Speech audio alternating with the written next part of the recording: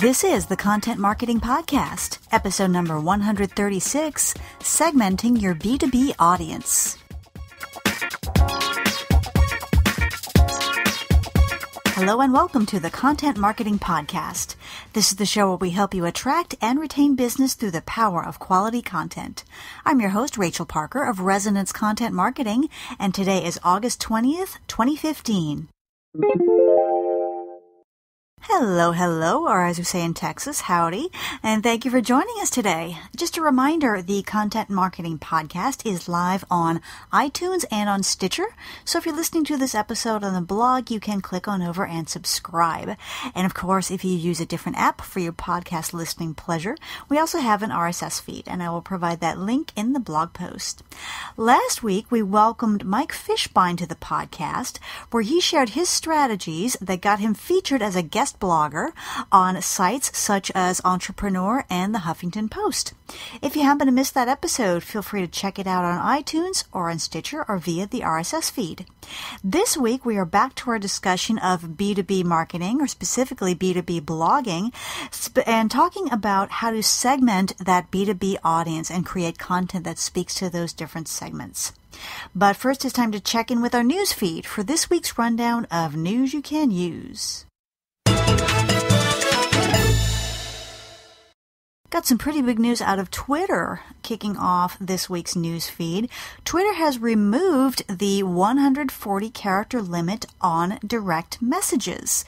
So if you have been checking your direct messages lately and noticed something different, you might notice some of them are a little bit longer, or maybe even a lot longer. And I think this is going to be especially relevant for things like customer service communications that take place on Twitter. That's going to allow the brands and the customer to exchange more information within the platform as opposed to having to take it offline to a phone call or an email. So I think it's definitely going to be helpful there. Now, I have to admit, I don't check my DMs very often. And the reason is I can't tell you the last time I received one that didn't sort of amount to spam. As soon as I follow someone, I get a DM from them saying, hey, thanks for following me on Twitter, follow me on Facebook, let's connect on LinkedIn, download my, insert ebook here, etc., etc. I can't tell you the last time I got a DM that was actually meaningful. So, but that's just my experience. Anyway, if direct messaging is an important part of your Twitter strategy, do know that Twitter has removed that limit and they can now be, and I don't know if there is a limit. Apparently they can be as long as you like. So there you have it. Okay, Google has launched a new version of the Hangouts app for Android devices. I wonder if that has to do with the popularity of a certain other live video streaming app. You think? They have a redesigned layout, which at first blush looks more like, guess what? More like Periscope, absolutely. They've also simplified the user experience to make it easier to start Hangouts, to invite contacts, and to upload attachments. And Google is claiming that the new app is also faster and supposedly uses less battery on your phone. The Google Hangouts 4.0 is now available in the Google Play Store. One more piece of news it's also pretty exciting. Canva has announced the launch of Canva for Work. Now, if you recall, Canva is a very popular online app that lets you create your own custom images very quickly and very easily. I've been using it almost since it came out. I love it. And business users of the app have been asking for some more robust features. Well, Canva has responded by creating Canva for Work. The new features include the ability to save and share a brand kit with the company's logo and color palette. So if you have several different people working on your images and you want to make sure that those are consistent as far as the logo and the colors go, you can create basically a folder in your Canva account that lets them access those very easily.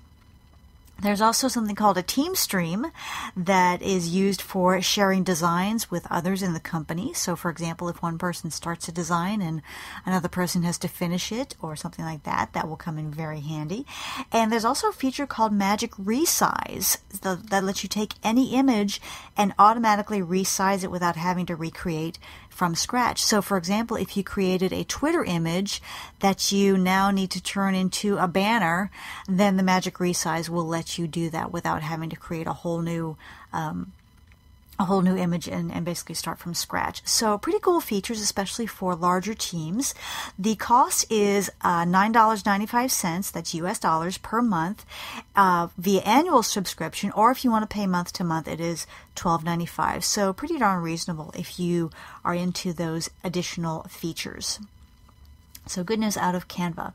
Okay, our content hit of the week is Increase Content Marketing Success with Helpful Headline Tips and Tools. This is by Jody Harris over on the Content Marketing Institute blog.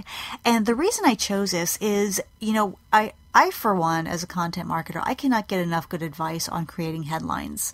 Headlines are so important. They can make or break a content asset. Whether it gets traffic, whether people click on it, and it's a real challenge. It is a challenge. We need to work in our SEO keywords. We need to make sure that our unique voice is incorporated. You need to pique the interest of your audience. You need to make it fresh and interesting. And of course, you need to keep it short, right? We need to cram all this into just a few words. So what Jody does in this post is she shares a SlideShare presentation with us with some really nice guidelines on how to combine those various quote-unquote ingredients into an effective content marketing headline. It's all good advice, and so I will provide the link to this post in the blog post for this episode. Okay, that's it for this week's update. If you stumble across something you think might be of interest to your fellow content marketers, please shoot it on over to us so that we can share.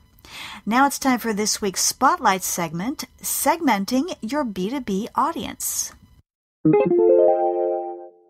If you've been listening to this podcast for a while, you will by now know that my mantra for content marketers is know your audience. Before you do anything else, you've got to know your audience. You want your audience reading your content and just shaking their heads going, wow, how'd they get in my brain? How did they know exactly what I was thinking? And on the B2C side, on the business to consumer side, that's usually pretty simple. You might be targeting moms age 27 to 35 who are re-entering the workforce. Boom, done. That's our audience. But on the B2C side, things are a little bit more complex. For one thing, on the B2B side, we have two different levels of differentiation. We have the company level, so we need to think about the company size, the industry, the structure, the geography, other aspects about the company. Maybe we're targeting companies that have diverse teams that are located around the globe. So that's the company side of our audience differentiation. And then we need to go deeper and look at the individuals that we need to be speaking to within those companies. And, this is where a lot of B2B marketers get tripped up. Sometimes I will talk to marketers and I'll say, oh, who's your target audience? And they will be very adept at describing the companies that they want to work with. And then, of course, my next question is, okay, who within those companies? And a lot of them get really flustered. They say, well, maybe, it'd be great to talk to the CEO or maybe a VP of marketing, and they're just not sure whose eyeballs and earballs they want on the other side of their content. So as B2B marketers, we really need to think about the individuals, the people sitting at that desk or in that cubicle whom we want on the other side of our content. And of course, we need to speak to those decision makers because they're the one who write the checks, right? They're the ones who authorize that starting that relationship, but that decision maker might not be the first person to encounter your brand. There might be a lower level team member or even an intern who is tasked with creating that short list. Once they've identified a need and they are starting to look at outside resources, that research can start at a much lower level. So that's where we need to break out our funnel and figure out how that decision moves up the food chain. As we move down the funnel closer and closer to the decision, then we are moving up along that corporate or that business food chain, speaking to higher and higher level individuals. So it's much more complex when we talk about our audience. And then if that's not enough, within that overall audience profile, there may be distinct segments. For example, on the industry side. Now, say you provide staffing services for the financial industry. Well, financial industry is a huge category. And it encompasses banks, it encompasses accounting firms, financial planning, insurance, venture capital, on and on and on. So when we segment, what we're doing is identifying those specific areas and creating strategies for speaking to those specific audiences. So think about it from the audience standpoint. If you are a manager at an insurance company who is looking at some staffing issues, which piece of content are you more likely to respond to? One called 10 Tips for Hiring in the Insurance Industry or 10 Tips for Hiring for Your Insurance Company. The second definitely speaks closer to their needs and is more likely to pique their interest. But on the flip side, insurance is just one of the several audience sectors that you serve. So really, for us, the $10 million question is, how do you speak to all these audiences without having a million different blog posts or a million different blogs, a million different LinkedIn pages, et cetera, et cetera? And the answer is you absolutely can do that. You just need to keep in mind two distinct principles. Number one is what I call marking. So when you sit down to create that content for a very specific audience segment, make it very clear whom you're speaking to. And you want to do that in your title. And you also want to do that in any kind of tagging or categories that you have set up on your blog or in other areas. Think about HubSpot. They have clients that are for-profit organizations and nonprofit or not-for-profit organizations. And they do a great job at designating when they're speaking to that nonprofit audience. They're very clear in their titles and they're very clear in their tagging. So that's what we want to do as well. Make it very clear in the title and make it very clear in your tagging. The other thing we need to keep in mind is, of course, balance. We have a certain number of blog posts per month. So what we need to do is look at that editorial calendar and decide how we're going to manage the need for more general content with the need for content that speaks to those specific segments. And as part of that planning process, we need to look at all these different audience segments and figure out, okay, how frequently do we need to speak to each specific segment? So the outcome of that planning might be something like, okay, we blog once a week, maybe 3 weeks of the month will be more general content, and one per month will be specific to, let's say, the insurance industry.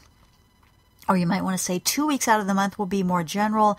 Those other posts will rotate among 5 different audience sectors that we've identified.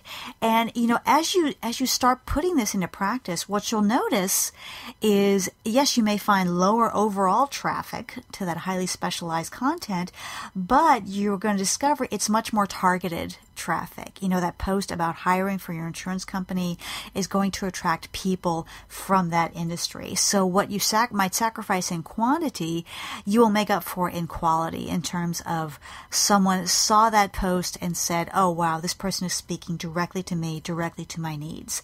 So That is my take on segmenting your B2B audience. If you have any questions or want to add to the conversation, I would love to hear from you, and I will give that contact info at the end of the podcast. Also, if you want to know more about B2B blogging specifically, we have a terrific webinar coming up on August 27th, 1 week from today, and that is called Ninja Secrets of B2B Blogging. So to grab your spot, just go to resonancewebinar.com. We would love to have you. Now it's time for our content marketing tip of the week. For today's tip, I want to talk about educating your customers. One of the main factors that separates B2B from B2C marketing is the need to educate our customers. You know, our products tend to be more complex, and the sales cycle is definitely much more long and drawn out and much more complicated on the B2B side. So what we need to do is at each stage of the process, keep in mind that the customer is not asking, show me what you can do for me. The customer is asking, help me decide, help me make this decision, give me what I need to know. And if you can focus on that specific task at every stage of the B2B marketing funnel, I guarantee that your efforts will get results. Okay, campers, that's it for me today. I hope you've enjoyed this episode of the Content Marketing Podcast. If you like what you've heard, please feel free to subscribe on iTunes or Stitcher or via the RSS feed. And if you really like what you've heard, please leave us a quick review on iTunes. And I want to thank everyone who has left us reviews so far. Really, really appreciate it. For more information about content marketing, you're welcome to visit our website at resonancecontent.com, where you'll also find links to our pages on Facebook, LinkedIn, Twitter, and other social networks. I also invite you again to check out our webinar series. The next one is coming up next Thursday, called Ninja Secrets of B2B Blogging. And to grab your spot, just go to resonancewebinar.com. As always, I'd like to leave you with a quote, and today's comes from John Maxwell. He once said, quote, "People may hear your words, but they feel your attitude," unquote. Again, this is Rachel Parker with Resonance Content Marketing. Thank you again for listening, and we will see you again next week. Take care.